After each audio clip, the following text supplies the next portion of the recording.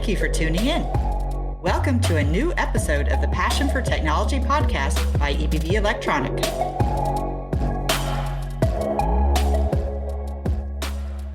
Welcome to the Passion for Technology podcast. Digital electronics don't exist in a virtual space.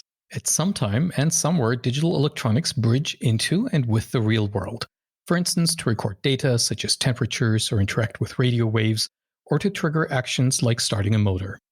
This is precisely why what mixed signal modules have been developed.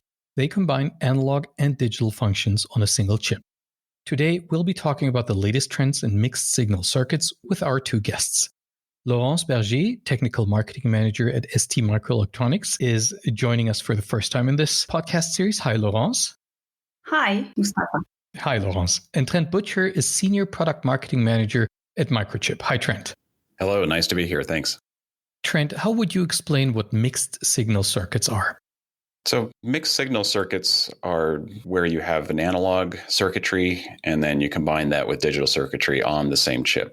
The reasons for doing that are really to be able to acquire or send real-world signals and then interface that to a digital world where typically processing intelligence is made either from signals that are brought in from the real world or if decisions need to be made to control something on the outside world. Say you're controlling a motor, you want to send a signal out, and you're making your decisions in the digital world, that needs to be sent out to an analog world, and that needs to go that way. But on the other side, if you're acquiring signals, they need to come in from an analog circuitry and then convert it over to digital to make decisions from the information that's acquired. Laurence, what would you say are typical applications for these mixed signal circuits?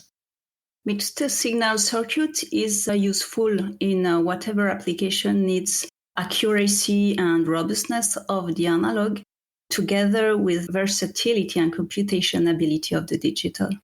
The mobile phone is certainly the application that will find an echo in everyone's mind.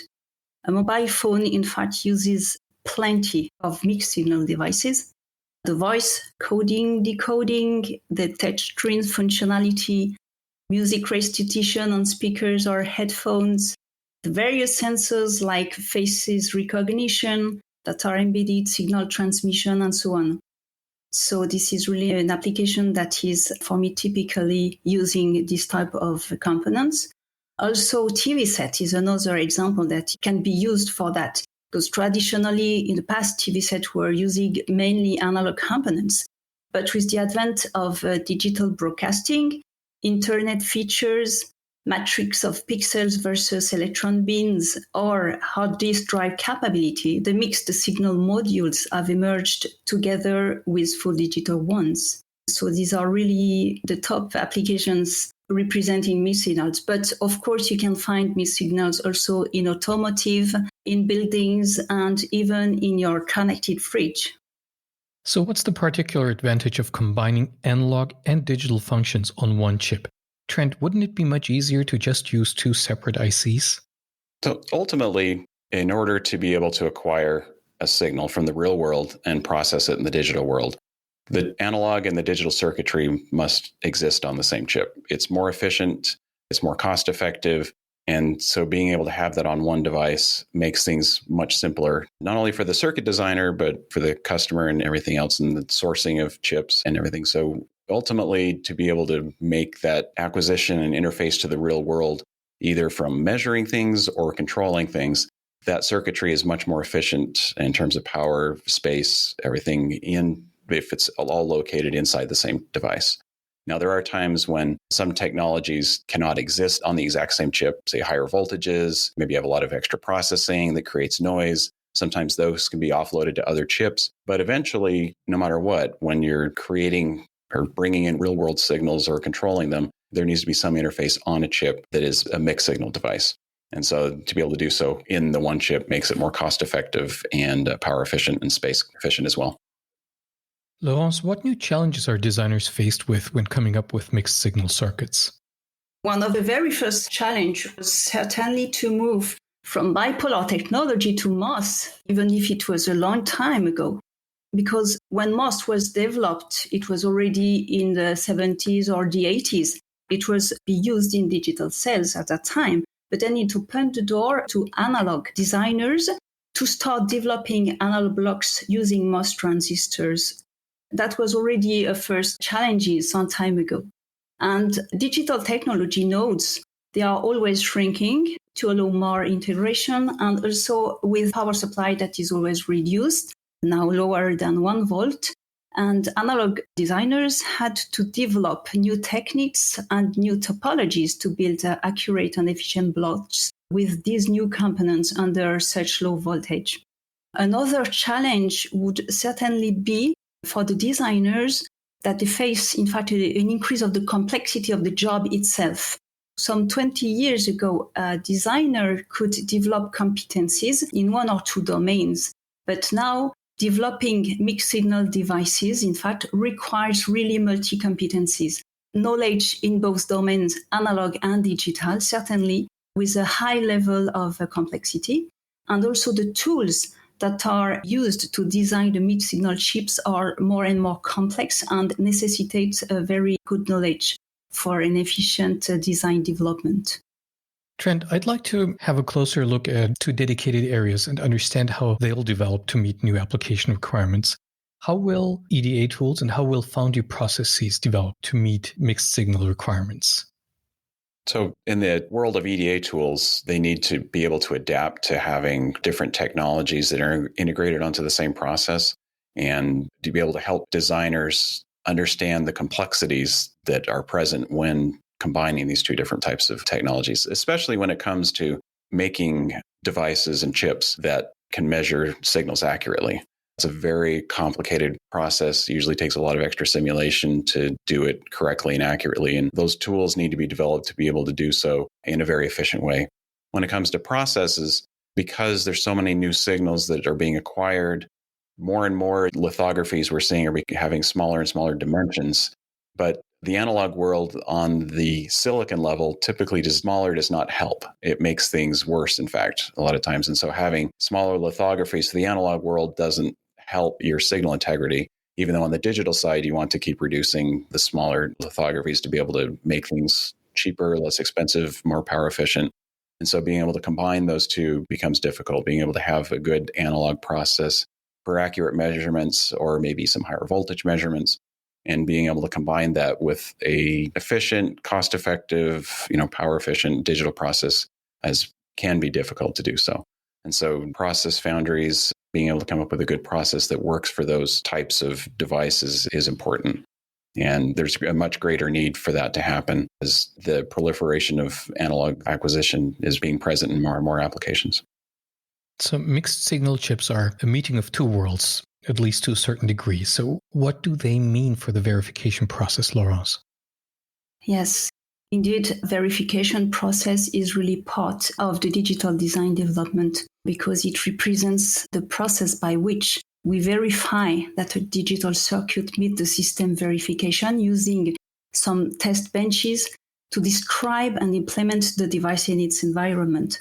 The verification process is built around 3 main topics. So ensuring that the connectivity is done correctly, ensuring or checking the functionality of the cells in the system, and making an electrical verification. So implementing analog cells in this process, in fact, requires modification of the EDA tools. Analog cells are usually simulated at transistor level, while digital cells are simulated through events and timings. So this really challenges the EDA tools to create a view of the analog cell to be understood and to be compatible with the digital verification. In this sense, there are some really specific behavioral description of the analog cells to be used in the digital verification process, yes. How can the verification process for the analog section be rationalized, Trent? Many engineers that are coming to this are coming from a digital background. And so they're used to being able to do digital verification with normal tools. They learned that in school and then the industry. And now they're having to learn how to do this on the analog side. It can be much trickier. Some of the simulation tools don't always capture all of the complexities of being able to verify and understand how the analog world works and be able to make sure that the signal integrity is there. So the tools can help, but often there is a process of creating a design and then testing it afterwards and making sure that it works. So it can be more complicated, especially for new digital engineers, understanding how the analog world works and being able to measure that correctly. So the verification process can be a little more difficult for many of these new digital engineers, understanding how the analog world works. Laurence, how is the semiconductor industry supporting designers in their work on mixed signal circuits? A semiconductor manufacturer must develop very performant devices within a minimum number of design cuts and in a shorter time of design development. So collaboration with EDA tools vendor is essential to have up-to-date and suitable tools available, in fact, to us. Also, the design flow process is very important from the architecture down to the sales simulation and implementation. So the mixed signal verification is very important. It's a very important part of this. And also another point that is very important is that the semiconductor must provide a very dedicated technology nodes for this specific device with the adequate digital density, but also adequate analog features with a specific device working for 5 volts, for example, but not only if you need to have power on your device, then you can have a higher voltage. So really dedicated processes is also very important for us to develop these mixed signal devices. We talked about how important mixed signal circuits are today. Trent, what role will they play in the future, and what do you think are the key drivers behind mixed signal circuit development? I think the main driver of the mixed signal circuit development is the drive towards having sensors out in the real world and being able to understand and acquire the real world signals and bring them into the digital world. So in many applications where people are wanting to bring in these signals, such as what's the temperature, what is the pressure thing, what's the position of a device, and understand how those things are and bring them into your main processor and make decisions based on that data that's received. As the technology moves forward and progresses and become more cost effective, and the tools develop to be able to make engineers implement these solutions without having the high level engineer understanding to be able to implement them from scratch, they can take designs, reference designs, implement these higher end tools. They're more cost effective. And so it's easier to bring them in to many applications that didn't have them before. It's easier to do that. It's more cost effective to do that. And people are seeing more and more need for these and seeing new ways to be able to bring in these signals and make decisions on it, and people being more creative with that available technology that is out there today. So the drivers being really cost effectiveness, availability, and then people's creativity to be able to use that data in more intelligent ways. Let's bridge, from the analog to the digital, from your very personal origin stories of where your passion for technology comes from to the digital world that you've built your careers in. I'd really love to know when and how you individually developed your passion for technology. Laurence, how about we start out with you? When did you develop your individual passion for technology? Well, let's say that I grew up in a family where technology and science were part of the discussion. In family, for sure. And my father is an electrician. He retired, but he was an electrician. And as a young girl, in fact, I used to go with him where he was working and installing, electricity in offices and so on, especially when I had very free spare time during summer vacation, for example. So he was explaining me what he was doing, and also I was helping a little bit, and I liked that very much. And already at that time, he was very keen on, let's say, what we call domotic, automation in houses for air conditioning, heating, for rolling shutter, security alarms, video, and so on. So really, I think I liked that very much. And then, when I went to school, I was good at math and physics, and it was very natural for me. And probably what I liked also is that when I came up to the university, in fact, I was interested in a transistor. I remember exactly the very first courses we had on electronics, about the diodes, the transistors, and these nonlinears, in fact, the features that were coming in this world. So I would say it's little by little that I came into really passion for electronics and technology, all technologies. Trent, what about the origins of your passion for technology? So I grew up on a farm. And when living out in a farm, when things break down, you basically have to fix them yourself.